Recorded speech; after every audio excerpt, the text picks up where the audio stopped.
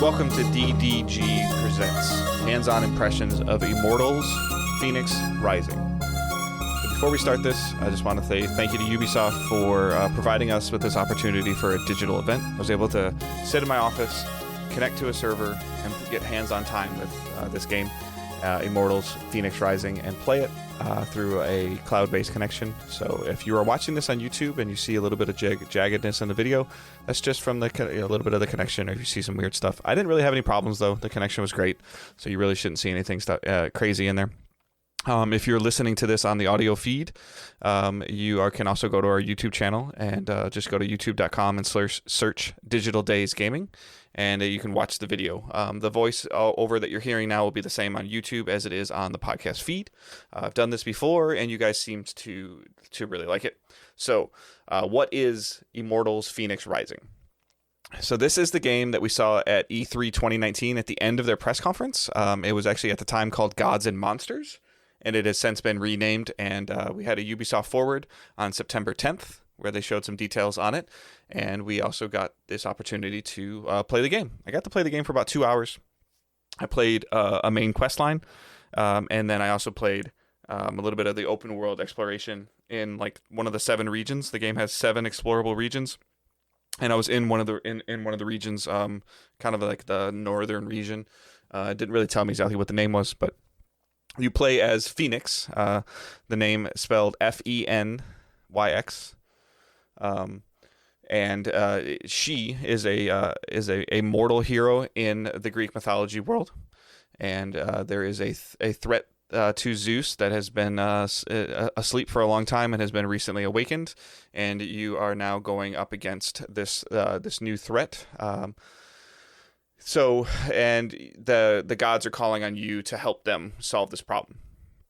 The game was originally scheduled to release in February of 2020, but obviously that didn't happen, and because little was known at that time, and then Ubisoft announced a bunch of their games that they were delaying and kind of retooling, and this was obviously like one of them. So the first thing that jumped out to me while I was playing Immortals were some of the similarities to the most recent Zelda game, Breath of the Wild. So in terms of like the exploration and kind of how the world works and it being open and explorable, along with there being temples hidden throughout they're not really hidden, but they're kind of shown throughout the world that you have to defeat a bunch of enemies around it. And then you enter this temple, which is in the underworld of Greek mythology, and you have to solve a couple puzzles, kill a couple of enemies, and you get some upgrade materials that you use to be able to upgrade your character. So speaking of your character, it's a fully customizable character. As you play through the game, you get some armor and some weapons that have little small like RPG light statistics to them to help you. But you can kind of customize the look of the character however you want. The character that I was playing with was already pre-made, pre-rendered, and along with the stats and the skills and the abilities, that was all kind of like locked in step for me. We were able to make some potions with some of the materials that we collected while exploring the world, and to be able to experiment with some of those things to see how that works. But for the most part, everything was kind of locked in on this preview build. So it appears on the surface that there is a relatively deep customization skill tree, and along with cosmetic tree to this, to your characters as you're picking up gear and items and playing along, whether that's weapons as well. So like I mentioned, an old threat to Zeus named Typhoon has awoken and caused havoc in the regions of the Greek mythology world. And Fenyx is the mortal tasked with helping the gods. I was impressed. The thing that stuck out to me the most, that impressed me the most, was the gameplay movement and the combat. Similar to like I mentioned before about Breath of the Wild. When you were playing Breath of the Wild, you'd have to like pause the game, switch weapons. Your weapon would break. You'd have to go into the menu and change weapons. You have to go in the menu and eat something, so on. Always in the menu. For the most part in Immortals, all of your functions that you need to use are either mapped to the D-pad or mapped to the face buttons. There is a lot of like pull left trigger and hit one of the face buttons to perform a new skill or ability. Press left on the D-pad to use a potion, or to use a small consumable amount of the potion to help heal yourself, or to increase your attack power, or to help manage your stamina. a couple, like that's all mapped to the 4 sections of the D-pad, and then your skills and abilities are matched to the 4 face buttons. So the on the go, on the fly, continuous movement, kind of doing things as you're moving through. You can even like take potions to increase your stamina while you're exhuming stamina, while you're gliding through the air. You can increase your stamina, which is something that was a little bit more challenging and while you were playing Zelda. But I definitely got a lot of Zelda vibes from the exploration and how the world worked. But other than that, I got a lot of other vibes. A little bit of God of War kind of hack and slash style with somewhat of like a Diablo light feel to it. Like I said, the abilities have the cooldowns where you can use them so much, or you have to make sure you have enough stamina, or parry or combo them together to get a bunch of enemies to group up, and then bring a bunch of spikes out of the ground, which elevates the enemies. And while the enemies are elevated, you're slashing them in the air when you jump up, or you're gliding through them, or you're using another skill like swinging a huge hammer through them. So that movement always felt so fluid. I did run into a couple problems with camera angles, but I think that's more of my fault. So managing the camera is kind of just another ball to juggle while you're playing this game. And you'll have a lot of weapons and abilities that you can build upon and figure out what your combos was. I did find myself leaning towards a lot of using the ground spike ability, and then the hammer ability, making sure I had enough stamina, because that would be like a little bit of an AoE effect that I would get a couple enemies, I'd get them airborne. While they're airborne, I could smack them around with the hammer, or or dive into them and slash them with my sword. So that was always fun. The combat always felt engaging. And then just the puzzle systems, like as you're going through a quest and you have to use the world to help you, pick up a piece of coal and then put the piece of coal into a certain cylinder, and then light the coal on fire by shooting an arrow through it, or using a guided arrow ability. Those are all like, the puzzles are complex enough that you have to stop and think for a second, and then it's like, okay, like that's how this works, and then you execute it. Versus like a lot of the games have a lot of the trial and error. I don't feel like the trial and error puzzles are in this game as much of it's like, okay, evaluate, look when you figure it out, and you're building upon, as you kind of play through I think as you play through the campaign, the puzzles will build with complexity, but not hard enough that you would have to reference a guide, or I ran into a couple situations where my coach was like, all right, don't forget you have this ability. And then once he told me the ability like that I had forgotten about, like it was easy to do, but he wasn't by any means like telling me what to do. He was just kind of reminding me of some of the stuff that I had. And along with that, you're picking up weapons as you're opening up chests. You're picking up materials which allow you to upgrade things, like to increase your stamina, or to increase your health, or to increase your defense. So like that's kind of where like some of the Zelda and the RPG like mechanics come into. I really hate comparing it to other games, but I think that when I'm trying to explain something to you guys, if it's a game that you've played already, you might get a little bit more of a gist of it. The animation reminds me of the newer kind of Kid Icarus that came out on 3DS, along with kind of like a Smash Brothers Wind Waker look to it, kind of that cell shaded but with more detail to it.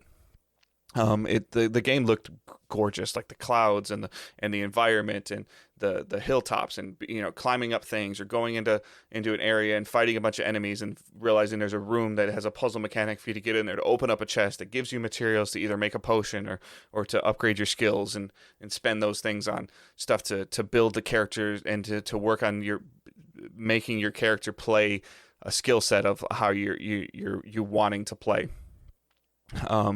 It was hard to tell during the session how like your player level will affect. There's definitely levels on some of the gear, and there's numbers, and there's traits that look like they unlocked. Again, it was obviously a preview build, so some of the stuff that wasn't being shown, or they weren't ready to talk about.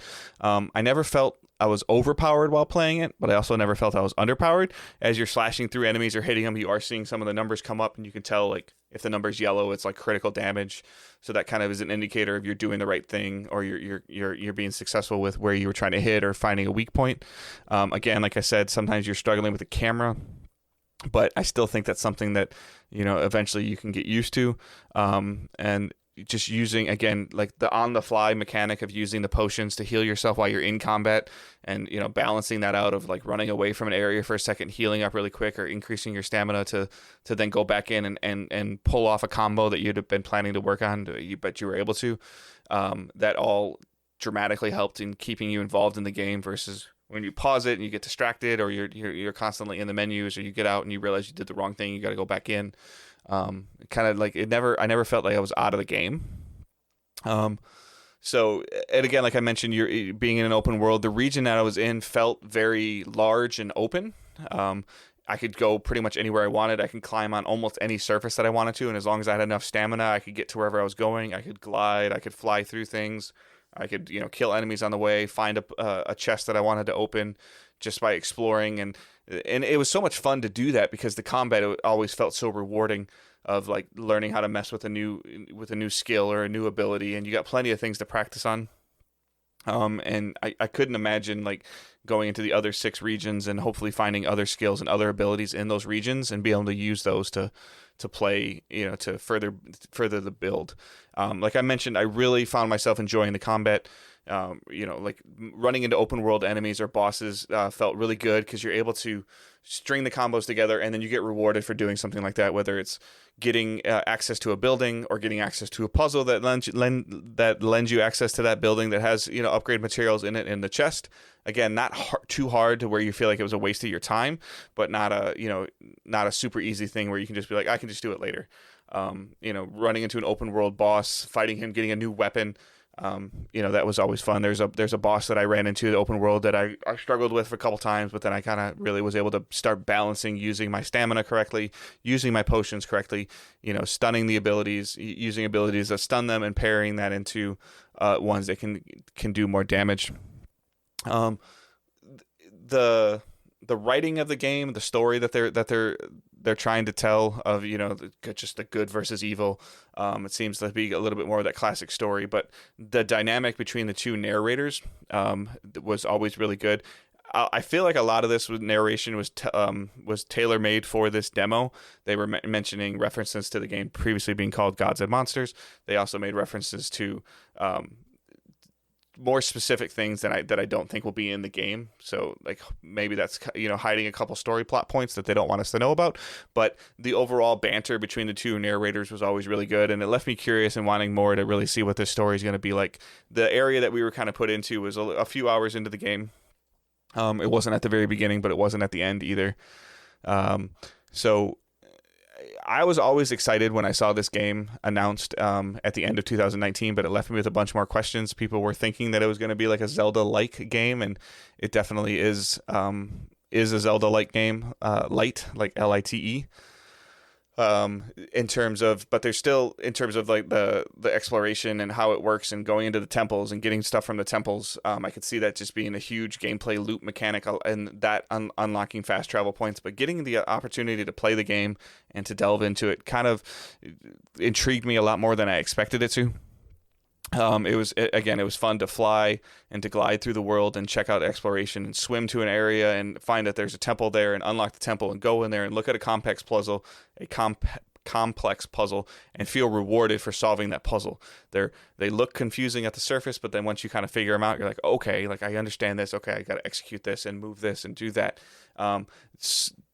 They're not like reinventing the wheel, but they've put enough of a spin on it to make it just be a little bit different, that it's not entirely the same. You're kind of moving back and forth between 2 pedestal points. You're using a guided arrow, or you're using like like having to stand on this symbol first and then that symbol, and like the puzzles are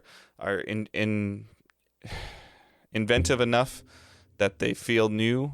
But at the same time, you kind of look at something and you know what you need to do based on your previous gameplay experiences, whether that's in the Immortals game or from other previous games that you've played that are very similar to this. It doesn't appear that it's like a game as a service or heavy microtransactions. With it being customizable character, I do expect there to be some cosmetic microtransactions in this game. It is a Ubisoft game after all. They have always had some type of microtransaction system in their games recently. Nothing that I saw right off the bat though. It does appear to be what I like to refer to as a little bit of a one and done game that builds upon telling the story, telling the narrative as you play through, and showing the story. And yeah, there's collectibles. You could unlock the whole open world aspect. There's things you could go and discover, but you could also just feel rewarded enough playing through the story from the beginning, the middle, the end, following the main quest line, maybe doing a couple side missions here or there, and stopping playing after you've completed the main quest line and be like, okay, I'm good, I'm fine. And I could definitely see that. And then I could also see the longevity of opening up the whole world, discovering all the areas, discovering all the chests, 100%ing the game, that being a draw for some people. We don't know when the game is being released. Tentatively, it looks like it may or may not come out in holiday 2020 based on, again, some of this predetermined dialogue that was written in the game. But again, huge kudos and thank you to Ubisoft for setting up this event. With the COVID stuff going on, the ability for this is something that I probably would have traveled for before, but now to be able to stay at home and not have to take a red eye back and forth to California or San Francisco or anything like that, and get time and ability to check out and hands on with this game is a huge win. So again, thank you to Ubisoft for that. And if you're on YouTube watching this, please leave a subscription and leave a like if possible. If you're on our podcast feed, leave a review and share it with your friends. If you have anybody that's interested in Immortals Fenyx Rising, if you just saw it at the Ubisoft Forward and it sparked your interest, or you heard your friends talking about it, share this hands-on impressions, share the YouTube link, and I hope you guys enjoyed this. As always, feedback is loved and appreciated. Comments, tweets. You can tweet at the main podcast at Digital Days Pod. You can tweet at myself at Good Dave Hunt. You can join our Facebook group. You can join our Discord. All those links will be either in the YouTube description or in the show notes. And again, please, feedback is always welcome. So I hope you guys have a great day. Thanks.